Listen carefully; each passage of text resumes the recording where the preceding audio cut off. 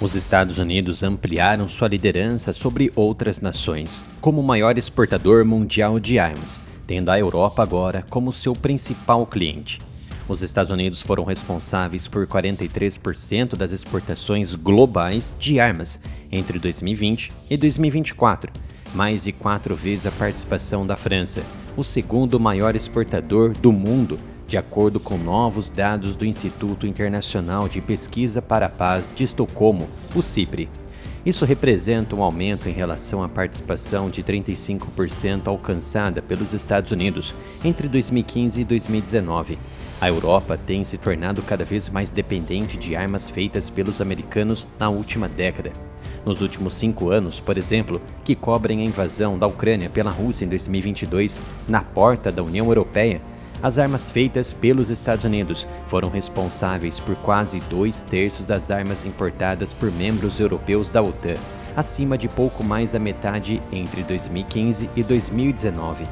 Pela primeira vez em 2 décadas, de acordo com o CIPRE, a maioria das exportações de armas dos Estados Unidos foi para a região europeia mais ampla, em vez do Oriente Médio. A Ucrânia importou vastas quantidades de armas e equipamentos militares, inclusive dos Estados Unidos, desde a invasão em larga escala da Rússia. E isso, é claro, faz sentido. Primeiro, que os Estados Unidos perderam poder no Oriente Médio em alguns pontos, como no Afeganistão e Iraque, e Joe Biden deu prioridade para a Ucrânia.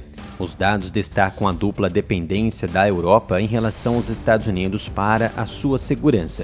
Ela tem contado com armas fabricadas dentro do território americano, bem como com promessas de ajuda militar dos Estados Unidos em qualquer possível guerra futura. Mas essa realidade está mudando. No mês passado, o secretário de Defesa americano Pete Hegseth pediu à Europa que assumisse a responsabilidade por sua própria segurança. Os Estados Unidos continuam comprometidos com a aliança da OTAN, segundo ele, mas não tolerarão mais um relacionamento desequilibrado que encoraja a dependência, distanciando-se ainda mais da Europa. O governo Trump, então, manteve conversas com Moscou para explorar o fim da guerra na Ucrânia, sem convidar autoridades da União Europeia ou da Ucrânia. A Europa agora está se preparando para gastar muito mais para expandir sua própria produção de armas e deve adotar agora uma autossuficiência.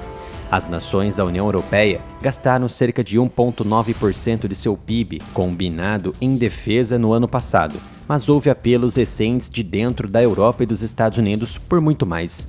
O secretário-geral da OTAN, Mark Rutte, argumentou recentemente que os gastos militares europeus deveriam ser acima de 3%.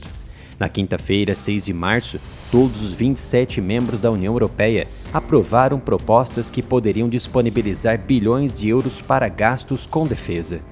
Líderes da União Europeia discutiram uma proposta do chefe do executivo do bloco que forneceria aos países empréstimos totalizando até 150 bilhões de euros, algo em torno de 163 bilhões de dólares, e disseram que o plano seria estudado antes de outra reunião no fim do mês. Com a crise diplomática entre Europa e Estados Unidos, os atuais líderes europeus avançam em nova estratégia de autodefesa, a autossuficiência, como já mencionei. Isso significa que, a partir de agora, os europeus assumem maior responsabilidade pela própria defesa, acreditando que os Estados Unidos podem sair em algum momento da OTAN ou apenas da Europa e ainda zerar a assistência de forma permanente para a Ucrânia. Esse controle absoluto dos Estados Unidos corresponde, hoje, a 55% das importações de armas da Europa.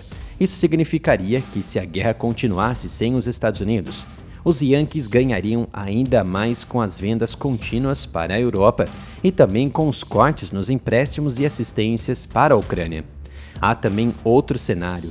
Tem a possibilidade dos Estados Unidos se recusarem a vender essas armas para os europeus, que seriam usados para a defesa europeia ou na Ucrânia. Talvez isso fosse utilizado pelos americanos como pressão da Rússia para retomar as boas relações entre as potências.